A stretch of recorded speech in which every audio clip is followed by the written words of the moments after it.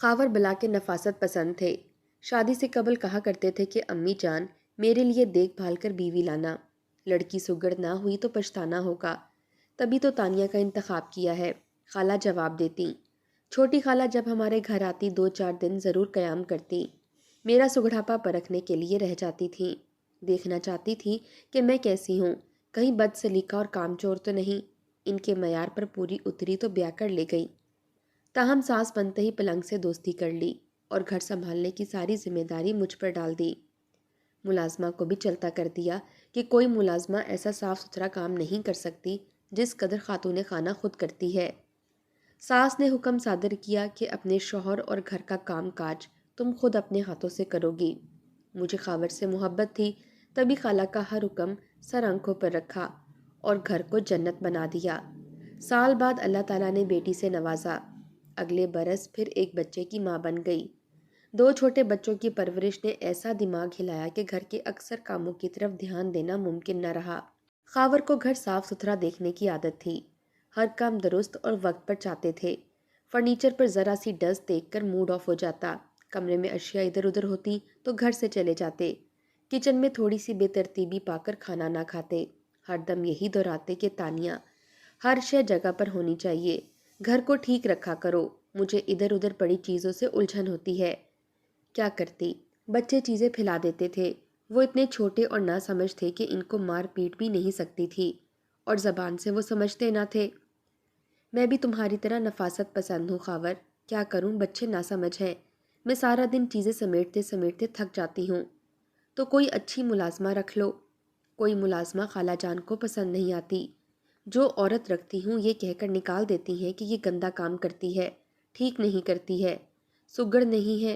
بتائیے اب میں کیا کروں؟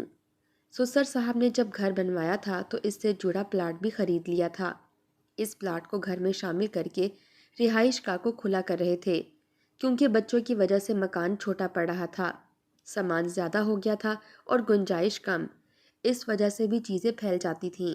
خالو جان مجھے دیکھ کر پریشان رہتے اور کڑتے تھے، وہ مجھ سے باپ جیسی شفقت رکھتے تھے، تبھی میرے لیے کسی اچھی ملازمہ کی فکر میں گھل رہے تھے۔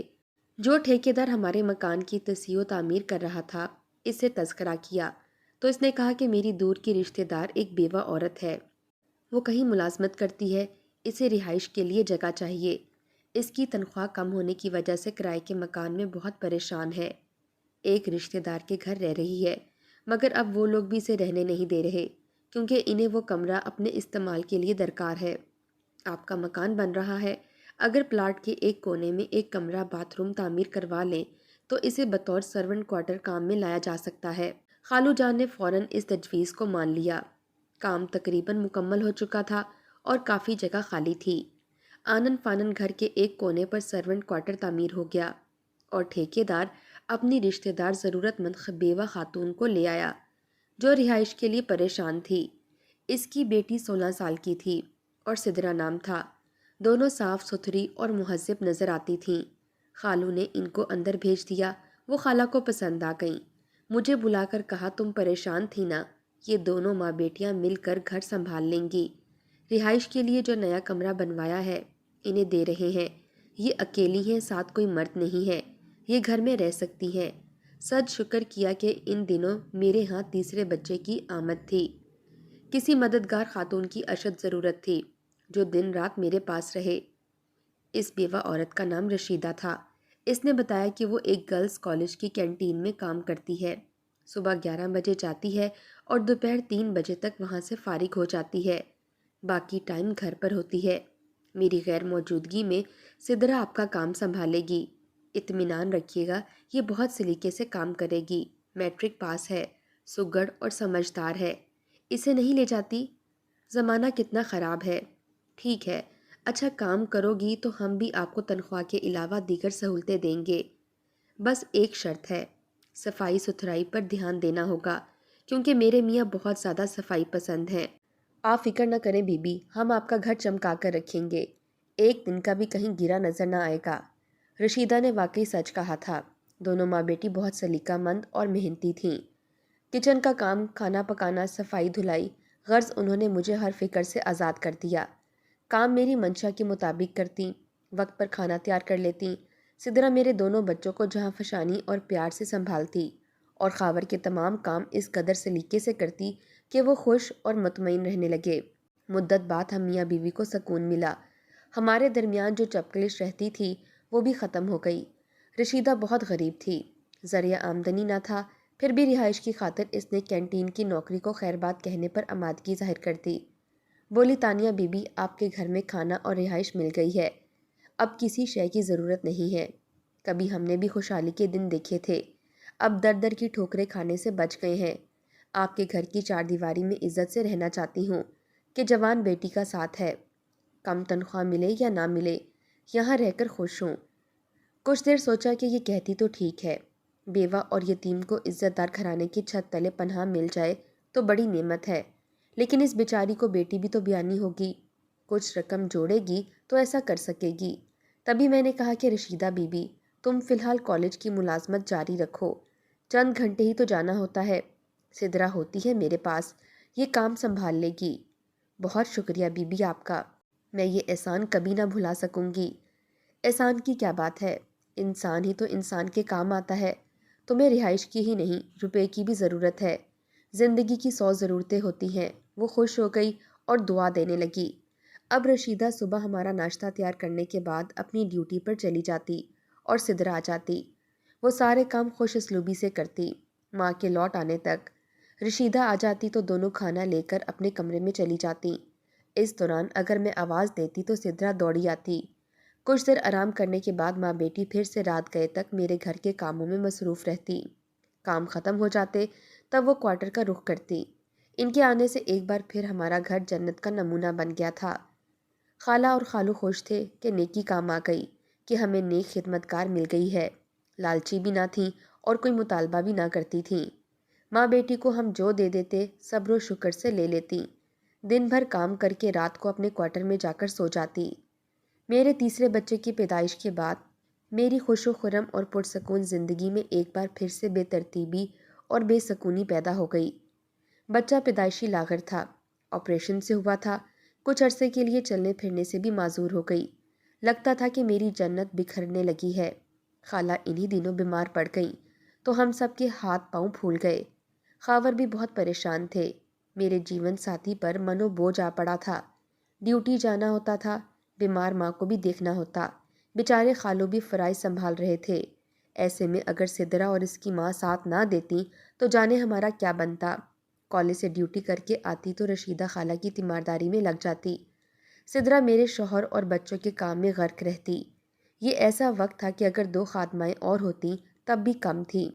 ان حالات میں اوپر سے خاور میرے محبوب شوہر صفائی ستھرائی کی وہم میں مبتلا تھے، جس کی وجہ سے سدرا کو دگنا کام کرنا پڑتا تھا۔ وہ بیچاری سوکھ کر کانٹا ہو گئی تھی۔ میرا آپریشن پیچیدہ تھا، اٹھنے چلنے سے معذور تھی۔ خاور دفتر سے خالہ کے پاس ہسپتال اور پھر گھر میں بچوں کے ساتھ ہوتے۔ میرے کمرے میں دن میں ایک بار چند منٹوں کے لیے ہی آتے تھے۔ گویا حالات نے میری محبوب ہستی کو جیتے جی مجھ سے دور کر دیا تھا۔ اسی سبب ہمارے درمیان غیر محسوس طریقے سے ایک تیسری ہستی حائل ہو گئی۔ نہ جانے کب اس نے میرے شوہر کے دل پر اس طرح قبضہ کر لیا جیسے کوئی طاقتور کسی کمزور کے مال و متاع پر قبضہ کرتا ہے، مگر اس بات کا خود سدرا کو علم نہ تھا کہ وہ مالک کے دل پر قابض ہے۔ میری طاقت میرا جیون ساتھی تھا اور سدرا کی طاقت اس کا حسن اور اس کی نو عمری تھی۔ میں حالات کے رحم و کرم پر رہ گئی تھی۔ ان دنوں سارا گھر ہی اس کے حوالے کرنا پڑا۔ بے شک سدرا بالکل بھی بری لڑکی نہ تھی، گھر کے مالک پر قبضہ کر کے میری راجدھانی پر ہاتھ صاف کرنے کی اس کی کبھی نیت نہ تھی، لیکن مرد ذات کا کیا اعتبار، اسے جب موقع ملے وہ پھول سے کلی پر منڈلائے۔ سدرا معصوم تھی، اس کی ماں نیک اور شریف عورت تھی، بیوگی کے باوجود اس نے بیٹی کی حفاظت ایک باپ کی طرح کی تھی۔ اسے زمانے کی ہوا لگنے سے قبل ہماری چار دیواری میں لے آئی تھیں۔ ہماری چار دیواری کو ایک محفوظ پناہ گاہ سمجھ کر نہیں جانتی تھی کہ جن کو محافظ سمجھ رہی ہیں وہاں ایک لٹیرا بھی ہوگا۔ خالو جان نے تو ترس کھا کر ان ماں بیٹی کو اپنے گھر کی چھت تلے پناہ دی تھی۔ یہ بیوہ عورت جوان بچی کو لے کر کہاں ماری ماری پھرے گی۔ رشیدہ بہت صابر تھی، سنجیدہ اور قناعت پسند، ہمیشہ عزت سے جینا چاہتی تھی۔ خالو جان بھی اسے بیٹی کی طرح سمجھتے تھے، اس کی بیٹی کی بیاہ کی فکر میں کسی اچھے رشتے کی بھی تلاش میں تھے۔ رشیدہ بیٹی کو جلد بیاہ دینا چاہتی تھی۔ انسان سوچتا کیا ہے اور ہو کیا جاتا ہے، نہیں معلوم خاور کے دل میں کب اس مرض نے جنم لیا جسے بدنیتی کہتے ہیں۔ میں اپنے کمرے میں بستر پر پڑی تھی اور خالہ ہسپتال میں داخل تھیں۔ رشیدہ اپنی کالج کی ڈیوٹی سے آ کر خالہ کے لیے پرہیزی کھانا تیار کر دیتی اور خالوں کے ہمراہ ہسپتال چلی جاتی۔ یہ لوگ دوپہر گئے رات کو لوٹتے۔ خاور ڈیوٹی سے آ کر کھانا کھاتے اور پھر آرام کرنے اپنے کمرے میں جا لیٹتے۔ شام کو ہسپتال چلے جاتے۔ میرے دونوں بچے سدرا کے پاس ہوتے اور وہ ان کو کھانا کھلا کر رات 9-10 بجے تک سلا دیتی۔ تب خاور سدرا کی ماں کو ہسپتال سے گھر لے کر آ جاتے اور خالو بیوی کے پاس رہ جاتے۔ اگر خالو لوٹ آتے تو رشیدہ خالہ ان کے پاس رک جاتی۔ اس روز بھی خالو اور رشیدہ بیوی ہسپتال میں ہی تھے۔ میں اور سدرا گھر پر تھے کہ خاور بولے میں ہسپتال امی جان کی طرف آفس سے واپسی پر چلا گیا تھا۔ امی تمہیں بہت یاد کر رہی تھیں، کہتی تھیں کہ زندگی کا کوئی بھروسہ نہیں، تانیہ اگر چلنے پھرنے کے قابل ہو گئی ہے تو میرے پاس لے آنا۔ میں اب بہتر تھی، خود چل کر واش روم تک جا سکتی تھی۔ میں نے کہا ضرور، میں بھی ان کی عیادت کو جانا چاہتی ہوں، تھوڑا بہت چل پھر سکتی ہوں۔ تو آپ اس طرح کیجئے، سدرا کی ماں کو لے آئیے، منّے کے پاس رہے تو میں تھوڑی دیر کے لیے ہسپتال خالہ کے پاس جانا چاہوں گی۔ تیار ہو جاؤ، میں تمہیں لے چلتا ہوں، تمہیں امی کے پاس چھوڑ کر رشیدہ کو لے آؤں گا، تب تک سدرا ہمارے بچوں کے ساتھ چھوٹے منّے کو بھی دیکھ لے گی۔ خالہ کی خاطر میں نے تینوں بچوں کو تنہا سدرا کے حوالے کیا اور خاور مجھے ہسپتال لے آئے۔ خالہ کی حالت صحیح نہ تھی۔ خالو نے کہا کہ خاور تم جلدی گھر لوٹ جاؤ، بچے اکیلے ہیں، میں تھوڑی دیر بعد تانیہ بیٹی کو گھر چھوڑنے آؤں گا اور رشیدہ آج ادھر ہی رہے گی۔ اکیلے ہی ہسپتال سے گھر آ گئے۔ 1 گھنٹے بعد خالو نے خاور کو فون کیا، چاہتے تھے کہ آ کر مجھے لے جائیں۔ خاور نے فون نہ اٹھایا، بار بار خالو نے کال کی، تب انہیں کچھ پریشانی لاحق ہو گئی۔ وہ گھر گئے، پہلے میں اور پھر خالہ 1 ماہ سے ہسپتال میں تھیں۔ رشیدہ ہمارے پاس رات کو ہسپتال میں ہوتی تھی۔ مجھے نہیں معلوم اس دوران گھر میں کیا ہوتا رہا تھا۔ سسر صاحب گھر پہنچے تو گیٹ کے پاس میرے دونوں بیٹے کھیل رہے تھے۔ پوتوں کی آواز سن کر انہوں نے کہا کہ دروازہ کھولو۔ بچوں نے گیٹ کھول دیا اور وہ اندر چلے گئے۔ وہ سب سے پہلے میرے بیڈ روم میں چھوٹے بچے کی طرف گئے، دروازہ اندر سے بند تھا۔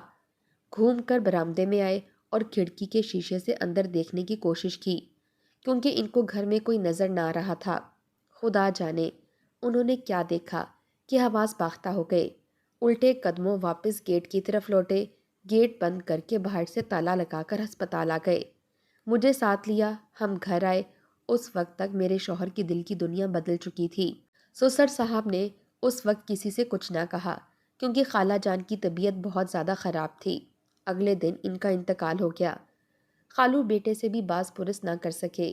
خالہ کی وفات کے تیسرے دن خاور ایک ضروری میٹنگ کا کہہ کر اسلام آباد چلے گئے اور 1 ماہ تک نہ لوٹے۔ میٹنگ تھی یا نہیں، اسلام آباد گئے یا نہیں، خدا جانتا ہے۔ سسر صاحب کی پریشانی ان کے چہرے سے صاف نظر آتی تھی۔ مجھ سے کچھ نہ کہتے تھے، مگر رشیدہ بی بی سے کوئی بات تو انہوں نے ضرور کی تھی کہ وہ ملازمت چھوڑ کر گھر بیٹھ گئی تھی۔ ادھر سدرا بھی بجھی بجھی تھی۔ میں سمجھی کہ خالہ کی وفات کے باعث یہ دونوں آرزودہ ہیں، لیکن اندر ہی اندر بات کچھ اور تھی۔ حالانکہ 40ویں سے 1 دن پہلے خاور کا فون آ گیا۔ انہوں نے ہیلو کہا ہی تھا کہ میں نے سسر صاحب کو ریسیور تھما دیا۔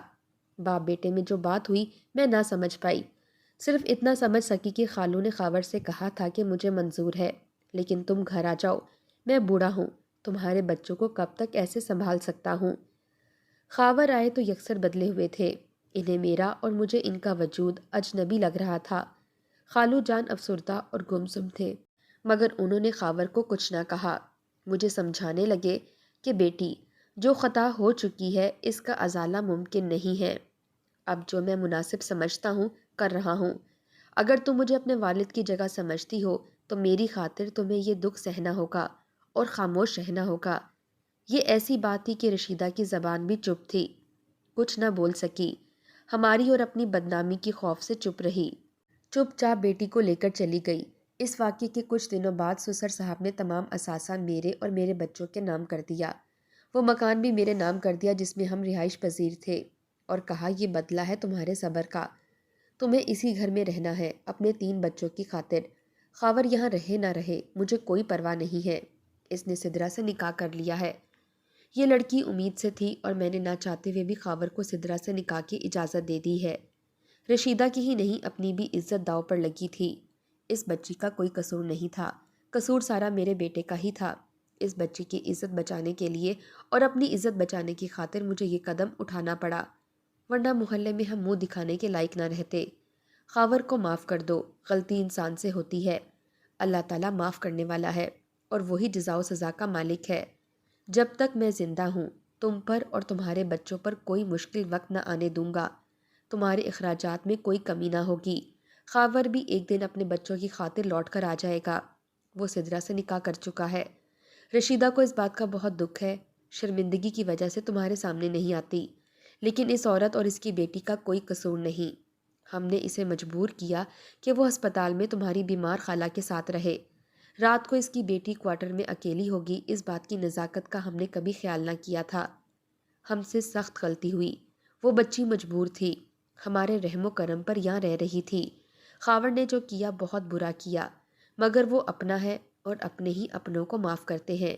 اس کو معاف کر دو، میرے بعد تمہارے تینوں بچوں کا وہی محافظ ہے۔ باپ کے بغیر بچوں کا جو حال ہوتا ہے تم اچھی طرح جانتی ہو۔ تمہاری 2 بیٹیاں ہیں، باپ برا ہے کہ بھلا دوسری شادی کر چکا ہے تو بھی تمہاری بچیوں کے سر پر باپ کا ہاتھ اور سایہ بھی بہت ضروری ہے، ورنہ یہ دنیا بھیڑیوں کا جنگل ہے۔ بیٹی کیا تمہاری سمجھ میں آ گئی ہے میری بات؟ جی آ گئی ہے خالو جان۔ میں نے دوپٹے کے پلو سے آنسو پونچھ کر وعدہ کیا کہ جو ہو گیا سو ہو گیا، مگر اپنی بیٹیوں کی خاطر اس گھر سے قدم نہ نکالوں گی۔ مجھے خاور کی حرکت کا بہت دکھ تھا، اس نے کسی غریب کی مجبوری کا فائدہ اٹھا کر اسے استعمال کیا، یہاں تک کہ وہ یہ بھی بھول گیا کہ وہ خود بھی بیٹیوں کا باپ ہے۔ لیکن یہ بھی حقیقت ہے کہ چھوٹی عمر کی لڑکیوں کو بھی فل ٹائم ملازمت پر نہیں رکھنا چاہیے، کیونکہ موقع بھی تو ہم خود فراہم کرتے ہیں۔ میری آپ سب سے التجا ہے کہ اپنے گھر کی حفاظت کریں اور گھر اور شوہر کو کام والیوں کے رحم و کرم پر مت چھوڑیں۔ اس بارے میں آپ کی کیا رائے ہے؟ اپنی قیمتی رائے کامنٹ باکس میں ضرور دیجیے گا۔ شکریہ۔